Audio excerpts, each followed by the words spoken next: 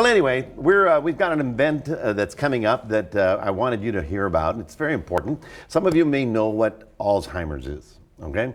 Some of you may have no idea what that is. Some of you have had to live through it. And I say live through it because it's usually a partner or a family member who's just going away every day a little bit farther away, and it's a tragedy. But the thing is, we need to figure out how to learn to cope with it or deal with it and understand it. So I have two guests here that are going to talk about it this morning. First of all, I have Samantha. Good morning, Samantha. Good morning. You're with the Alzheimer's Association. Yes, I'm the event specialist for the San Antonio, South Texas chapter. Terrific. And Martha, you're with a facility. Right, with St. Gabriel Corpus Christi Memory Care. I'm their community relations director. And that is a place that specializes in people that have dementia, Alzheimer's, and need support, right? Yes, correct. Right. We only do that. Very good. So let's first talk about the event, which is kind of the stuff where we kind of come together. If you've never been to one, it's really very moving because we remember everyone who has passed on. So Samantha, why don't you tell us about the event coming up? Yes, well, our event is Saturday, September 7th, so it's just around the corner. We start registration at 7:30. Our ceremony starts at 8:30 and our walk starts at 9. So this is the walk. Yes. Okay, and where is it going to be? At Heritage Park. Heritage Park. So now, are you going to do where you walk all night, or you every round that you take, somebody donates money? Is this the fundraiser type? Well, our walk is free to register. We just ask for all our participants to fundraise for us. It's a 2-mile walk from Heritage Park to the Selena Memorial and back. We try and keep it easy because we like all of the family members to come out and be able to enjoy the walk together. Now, do you have that candlelight thing at the end? No, we don't because we're early morning. Oh, okay, because that was very moving to me. I went to one of the events and they had candlelights for every person that we wanted to remember who passed away because of that. And so I'll go to Martha. And Martha, for someone who has never experienced this, what is Alzheimer's? Alzheimer's is actually the most common form of dementia. Dementia is actually the umbrella.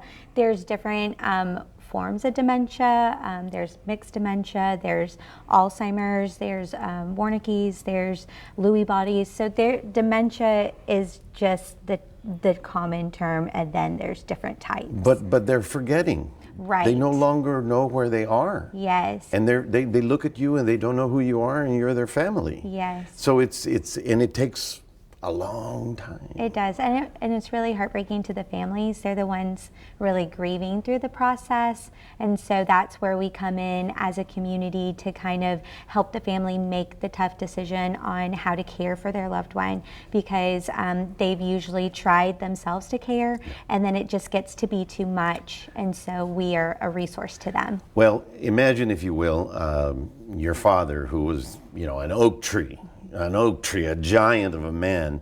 Now in his older years, he doesn't remember, and he walks out the door and he doesn't know where he's going. And so the family has to sit there and constantly be worried about where he is, what he's doing, how is he eating, is he being well taken care of? And these are all things that the caregiver has to provide. And sometimes it's just as hard on the caregiver than on the patient. Is that the situation you find? Oh yes, it's very common to hear the family stories about what they do. Most of them usually opt for early retirement or just stop working to care for their loved one 24/7. They do bring in other people, but when you get down to it, they need nurses on staff, they need CNA, they need 24/7 care. Okay, I know what you just said, they need 24/7 care, but in the Hispanic community, I'm not going to leave mom and dad there. Yeah. No way. They're staying at the house.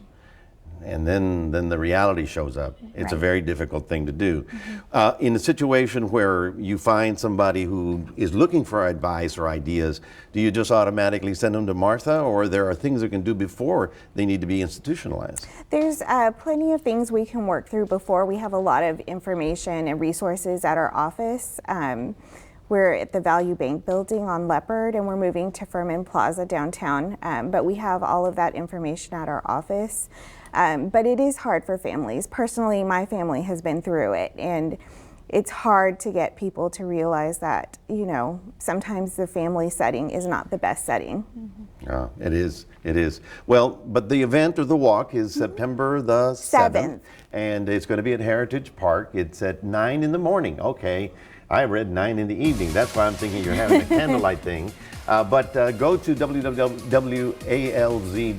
walk and you can learn more about it. And if you don't know anything about it, just come by and visit and you'll meet people and caregivers and they'll give you their experiences. Maybe you can share there.